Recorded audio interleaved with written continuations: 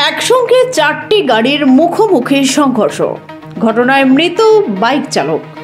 কোচবিহার জেলার ডাওয়াগুড়িতে পথ দুর্ঘটনাটি ঘটে। ঘটনার বিবরণে জানা যায়, ডাওয়াগুড়ি কদমতলা 17 নম্বর জাতীয় সড়কে একটি বাইক 4 চাকা গাড়ির মুখোমুখি সংঘর্ষে নতুন কেনা বাইকটি দুমড়ে মুচড়ে যায় এবং ঘটনায় টোটো এবং ডাম্পার ছিল বলে জানা যায়। ঘটনায় গুরুতর আহত হয় বাইক চালক। একই সঙ্গে 4 চাকা গাড়ির চালকও আহত হয়। তাকে তড়িঘড়ি উদ্ধার করে নিয়ে যাওয়া হয় হাসপাতালে। ঘটনায় মৃত্যু হয়েছে মারুগঞ্জের বাসিন্দা ওই বাইক আরোহীর। সূত্র মারফত জানা যায়, বহু শখে কেনা নতুন বাইকের নাম্বার প্লেট লাগিয়ে কভার কিনে বাড়ি ফিরছিলেন ওই ব্যক্তি।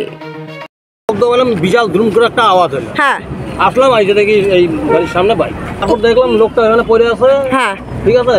হ্যাঁ। আর ওনাদের তো আমি ওই যে 2 গাড়ি থেকে একটা মহিলা ছিল আর পুরুষ ছিল বয়স্ক, ওনার 2জনকে বাইক করে ওই বাড়িতে নিয়ে গেছে। পরে আবার এই ড্রাইভারই ওনাকে ওই যে অবস্থা বেশি একটা ভালো না, ওনার কোনো সেন্সই নেই। দেখলাম যে এইভাবে পড়ে আছে, মাথায় এখানে হাঁটু ভাঁজ করা ছিল দুইটাই, হেলমেট ছিল, হেলমেটটা মানে পরেছিল আস্তা, মনে হয় হেলমেট পরে নেই।